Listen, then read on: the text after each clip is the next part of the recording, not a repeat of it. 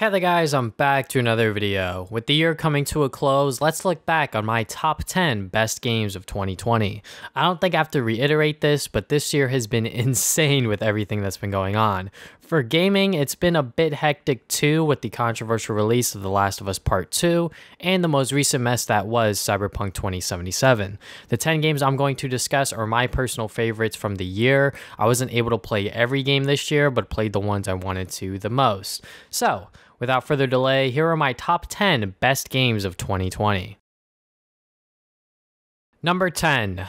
If I put this game any higher up on my list, I would be called a Spider-Man fanboy, which wouldn't be totally wrong. Marvel's Spider-Man Remastered was meticulously overhauled by the fantastic developers at Insomniac Games.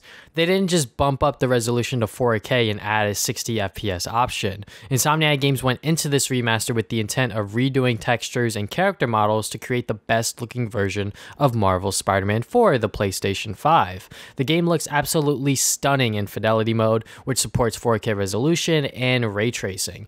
The performance mode allows the game to run at 60 FPS at a slightly lower resolution without any ray tracing. You can now combine the two modes with a new option called Performance RT. Insomniac Games updated the game to add this option, which tries its best to give you the best of both worlds, 60 FPS while having some ray tracing abilities.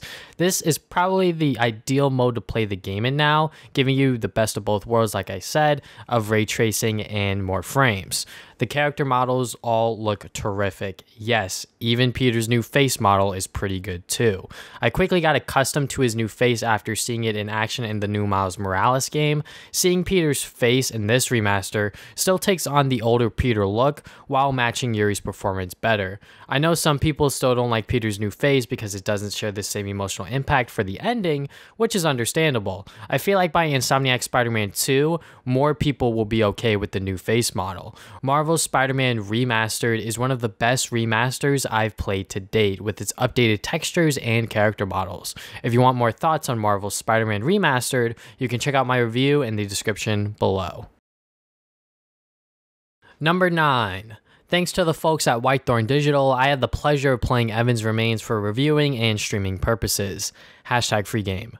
Evan's Remains is a mystery thriller puzzle platformer with visual novel storytelling. All of those genres together doesn't sound all that good, but it actually works extremely well here. The story is about finding this lost boy named Evan. The mystery thriller storyline slowly unfolds as you complete puzzle platforming challenges to get to the next story bits.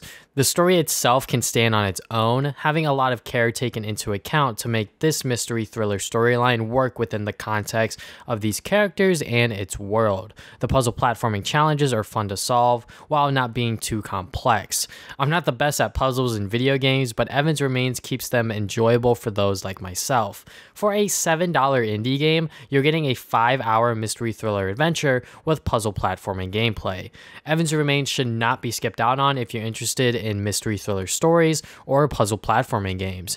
If you want more thoughts on Evan's Remains, you can once again check out my review in the description below. Number 8. Shout out to my best friend and co-host of our podcast, Damien, for giving this game for me for my birthday. Dragon Ball Z Kakarot is an action RPG set within the Dragon Ball Z timeline, retelling the Dragon Ball Z story for the 100th time, but with some extra tidbits on the story and action RPG gameplay. As far as I could tell, all of the elements of an action RPG are here and accounted for. Leveling up your character, using special moves and items, side missions. Dragon Ball Z Kakarot is exactly how I described it earlier. It's an action RPG with the DBZ flair. The story is the same story fans have come to know and love over the years. The extra tidbits of the story are fine. Some of them are interesting, while most are filler. The gameplay is an action RPG, so you'll be fighting in combat, using special key attacks, all of the Dragon Ball Z stuff, but in an action RPG format. It does get pretty formulaic as you get further into the gameplay, but I still had a good time with it.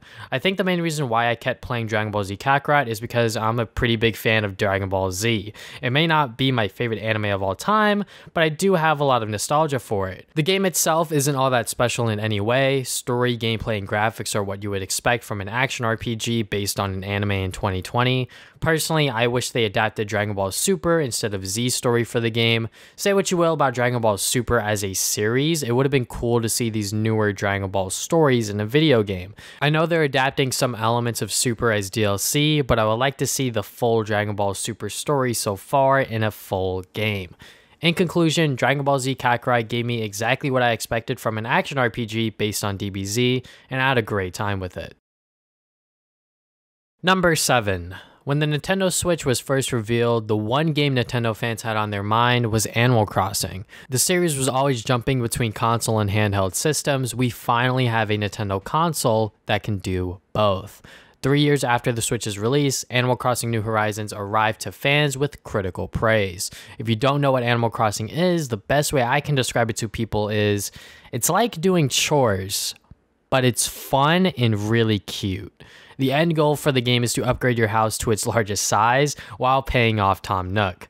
To pay off Mr. Nook, you can go fishing, pick fruit, mine material from rocks, chop wood, and many other activities to get bells. New Horizons is an improvement on all fronts for this series, a ton of quality of life changes to make navigating Animal Crossing easier. Furthermore, the customizable options this game offers is insane. Players can create clothing or furniture pieces to share with other players. I've spent some time on Twitter browsing some of the designs players have created and put them into my house and wardrobe. You can even transform the island to your liking with terraforming in the post game. I haven't dabbled with this option too much, but I've seen some really nice creative stuff from players when the game initially came out. The addition of the Nook Miles program gave the player new goals to achieve every play session. The Nook Miles can be redeemed for bells, a Nook Miles ticket, or exclusive furniture for the island. The Nook Miles ticket transports you to a random island to gather resources and or meet a new villager to potentially bring back to your island. The whole Nook Miles system is great. It really gave me a reason to do certain activities throughout my play session. Also, the miles being used as a second form of currency was really smart. I genuinely had a great time with New Horizons during the first couple of months of its release. Seeing everyone on Twitter playing the game along with my friends giving the series a shot for the first time was really wholesome. It really brought me back to when I played New Leaf in the summer of 2013. Sadly, I stopped playing the game entirely in June, only 3 months after its release. Why did I stop playing New Horizons so soon? Well, despite all of the improvements they implemented for this game, I sort of got bored with it once I hit the terraforming stuff. I'm not too crazy on the customizing aspect of Animal Crossing. In addition, playing this game with your friends can extend the fun, but my friends also fell out of the Animal Crossing high. The console and handheld aspect of the Switch works great for Animal Crossing, but I haven't been able to try it out with 2020 being all out of whack. I literally have almost 200 hours on New Leaf and over 115 hours for New Horizons. Wait, I actually played 115 hours of New Horizons? I'm going to be honest with you guys. I thought I had less than like 50. I had a fantastic time going through Animal Crossing once again in New Horizons, managing to clock over 100 hours once again with this new installment. All of the improvements introduced for this game will make you not want to go back to its predecessors. Animal Crossing New Horizons is the best game in the series so far. I spent over 100 hours with the game without even noticing. Number 6. This game sort of took over the internet for a good couple of months. Fall Guys is a platformer battle royale. Face off against other players in platforming challenges to get a chance to obtain the crown in the end to be the #1 Fall Guy. Because it's a platformer battle royale, the controls are pretty basic. You can jump, dive, and grab to get through the many different challenges. The basic controls keep the game competitive for casual and serious players.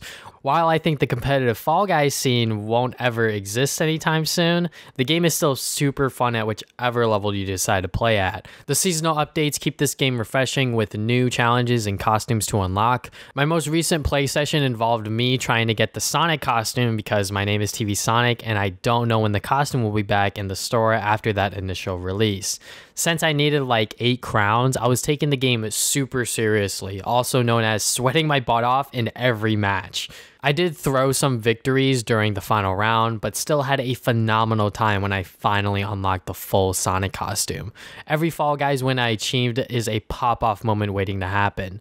One of the new challenges, Wall Guys, is probably my favorite addition to the game so far. It's all about moving these platforms to climb the wall. It's really good because it tests your speed and platforming skills all in one challenge. Since you don't want to move the platforms to give other players a path over the wall, you have to figure out how to get over each wall as fast as possible. I never thought a platforming battle royale would be possible, but Fall Guys certainly proved me wrong. If you want more of my thoughts on Fall Guys, you can find my review linked in the description below.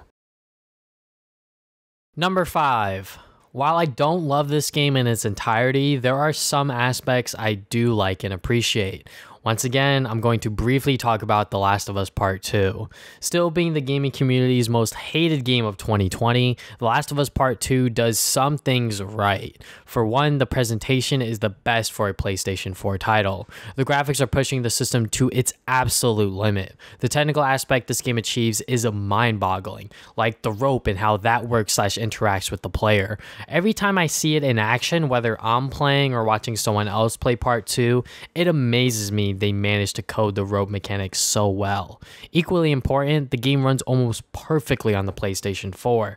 Never once did I run into a glitch or bug during my playthrough of Part 2. The gameplay is an aspect players aren't too impressed with since the additions for the sequel are kept to a minimum.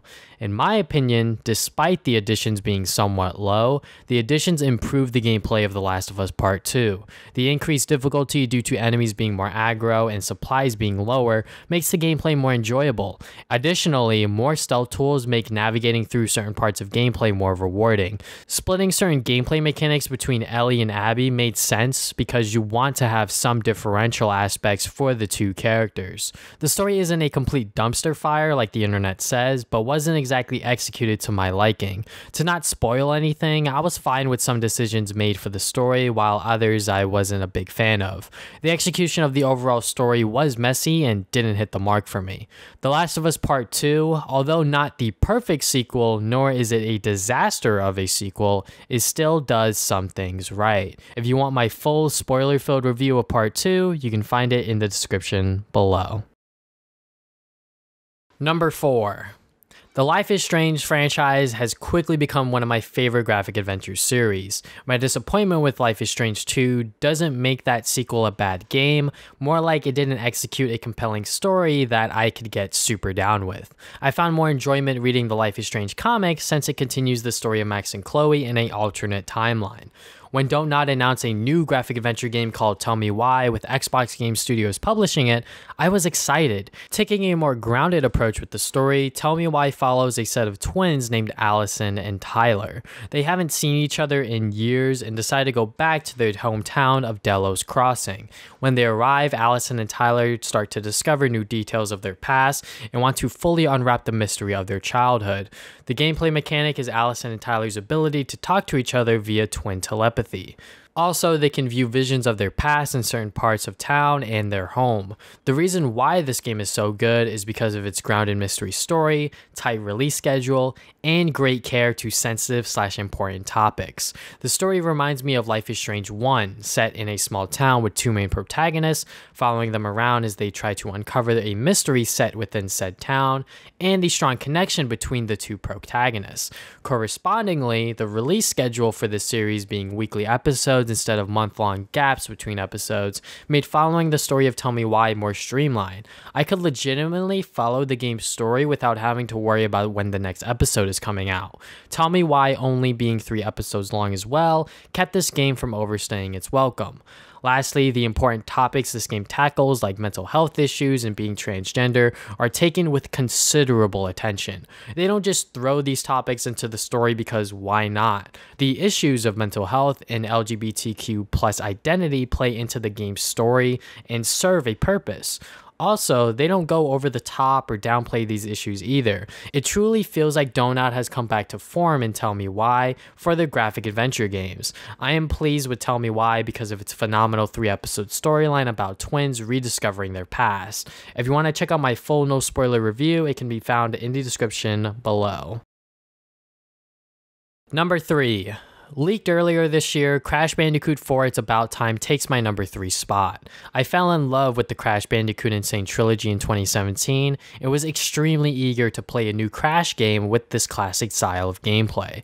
Crash 4 certainly delivers on being called the 4th game in the series due to its similar gameplay style, tough as hell level design, and some fantastic additions for the series. The gameplay feels very identical to the Insane Trilogy remake, despite being developed by a completely different studio. The levels are designed with challenge in mind, making this probably the hardest Crash game to date. I don't blame anyone who gets irritated at the last part of the game because some of those levels are especially challenging.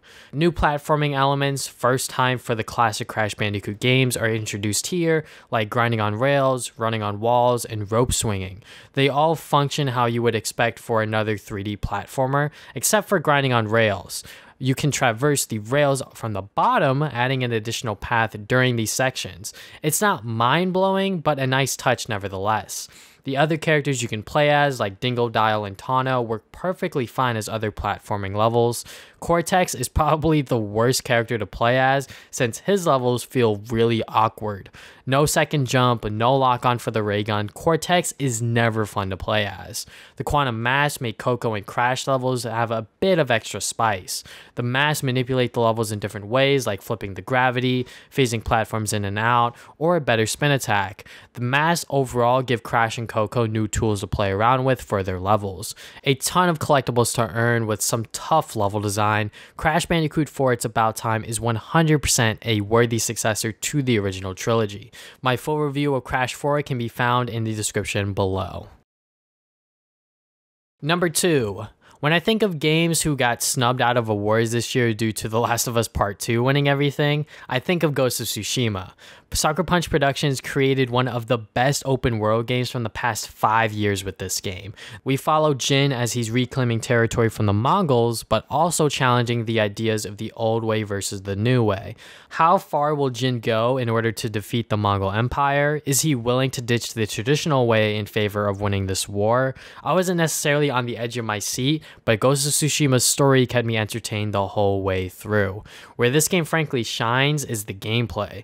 The world of Tsushima is massive with tons of activities to accomplish. Outside of story missions and side missions, there are a bunch of activities to do which feel a part of Tsushima as well.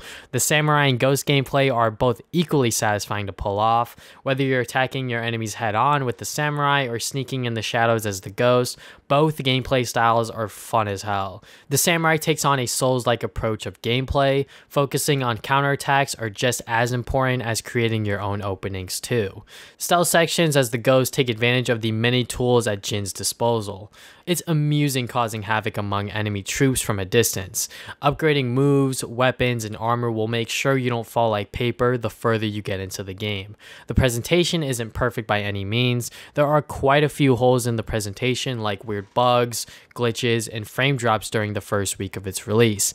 Since then, Sucker Punch has tried to patch and fix the game while adding a whole multiplayer mode for free. The game can look gorgeous and elegant at times in the right lighting. The load times are relatively fast for an open world game of this size. They're apparently faster on the PS5, which is insane. Overall, Ghost of Tsushima surpassed my expectations for an open world samurai game set in feudal Japan. With the lively and beautiful world of Tsushima, you're bound to get lost exploring what this game has to offer. If you want my full review of Ghost of Tsushima, it can be found linked in the description below once again. Number 1. When I said I was a Spider-Man fanboy, I meant it. Marvel's Spider-Man Miles Morales is my game of the year. Regardless of the game being a shorter half sequel to Marvel's Spider-Man 2018, I still loved every second of my playthrough. In this game, Miles Morales finally comes into his own as Spider-Man. After being trained under Peter for quite some time, Miles is left to defend New York City on his own as Peter goes overseas with MJ as a work vacation. Miles understands what it means to be his own Spider-Man and fully owns that by the game's conclusion. The conflict between Roxxon Corporation and the Underground hits closer to home for Miles than he realizes. I was thoroughly satisfied by the game's plot and cannot wait to see what happens in Spider-Man 2. The gameplay is very much the same from Marvel's Spider-Man 2018, but with the Miles Morales twist. Swinging around the city is slightly different because Miles puts a lot more style in his swinging. He's a lot more free and careless compared to Peter's swinging. Combat also has slightly different animations for Miles because he doesn't fight the same way Peter does. Moreover, Miles has the Venom and Camouflage powers to his disposal. The Venom powers make combat sections more fun and flashy. You can pretty much mow down enemies once you unlock certain Venom powers. The Camouflage makes stealth sections so much better. Before in the 2018 game, you had to fight your way out of an engagement once you got caught. In this game, however, you can camouflage to reset the engagement if you want to continue doing stealth. The camouflage does have a cooldown period, so it doesn't break the game entirely. The app missions are your friendly neighborhood Spider-Man missions, as Miles helps the people of Harlem in whatever problem they may have. I hope missions like these return in Spider-Man 2 because it definitely reminded me that Spider-Man is always looking out for the little guy. Other side activities and collectibles are spread throughout the city. The presentation and technical aspect for Marvel Spider-Man Miles Morales has me very excited for the PlayStation 5. Graphically, it looks beautiful, especially in fidelity mode. The performance mode makes swinging around New York City stellar at 60 frames per second. The load times are insanely fast, making fast travel useful this time around. The hip-hop inspired music further emphasizes Miles' identity as Spider-Man. I really did fall in love with Insomniac Spider-Man all over again with Marvel Spider-Man Miles Morales. Encapsulating how Miles is different from Peter in this complete arc of his was amazing.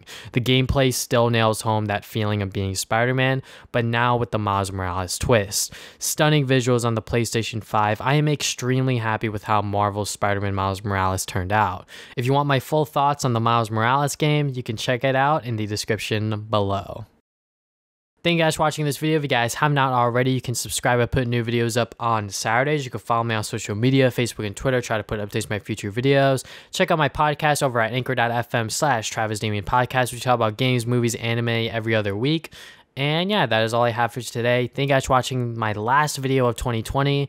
I will see you guys in 2021.